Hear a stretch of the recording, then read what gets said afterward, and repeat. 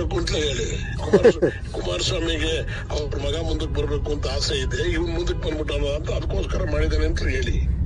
ದ್ಯಾವಗೌಡ ಮಕ್ಕಳು ಏನ್ ಕಡಿಮೆ ಅಂತ ಇಟ್ಕೊಂಡ, ಇನ್ನೂ ಆತ್ಮಹತ್ಯೆ ಮಾಡ್ಕೊಂಡಿದ್ವಲ್ಲ ದ್ಯಾವಗೌಡ. ಕೇಳೋಣ ಇಲ್ಲಿ ಒಂದ್ ನಿಮಿಷ ಕೇಳಿ. ಇನ್ನೇನೇನು ವಿಡಿಯೋಗಳಿದೆ, ನಾನು ಬಿಡ್ಡಿಕ್ಕೆ ಮಾತಾಡಿದ್ರೆ ಬೆಳಿಗ್ಗೆ. ನೀವ್ ಏನೇನಿದೆ ನಮಗ್ ಕೊಡಿ, ನೀವೇನ್ ತಲೆನೇ ಕೆಡಿಸ್ಕೋಬೇಡಿ. ಅವ್ರನ್ನ ಬಲಿ ಹಾಕಕ್ಕೆ ಗೌರ್ಮೆಂಟ್ ತೀರ್ಮಾನ ಮಾಡ್ಬಿಟ್ಟಿದೆ,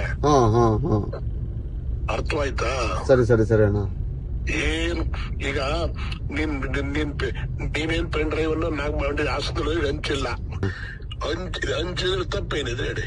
ಹೊಡಿದ್ರು ನಾವು ಅಲ್ಲ, ರಾಂಗ್ ರೈಟ್ ಅನ್ನಕ್ಕಿಂತ ಏನು ಅದೇನ್ ನೀವು ಲಾಯರ್ ಅಲ್ವ, ಅದೇನಂತ ಏನು ಆಗಲ್ಲ ಅಣ್ಣ. ಇದು ಪನಿಷ್ಮೆಂಟ್, ಕಾನೂನು ಪ್ರಕಾರ ಪನಿಷ್ಮೆಂಟ್ ಅಲ್ಲ ಅಣ್ಣ. ಹೆಣ್ಮಕ್ಳು ಮಾನ ಮರ್ಯಾದೆ ಅಣ್ಣ, ಅವ್ರ ಶೀಲದ ಬಗ್ಗೆ ನಾವ್ ಯೋಚನೆ ಮಾಡ್ಬೇಕಲ್ಲ. ಈಗ ಅದ್ರ ಬಗ್ಗೆ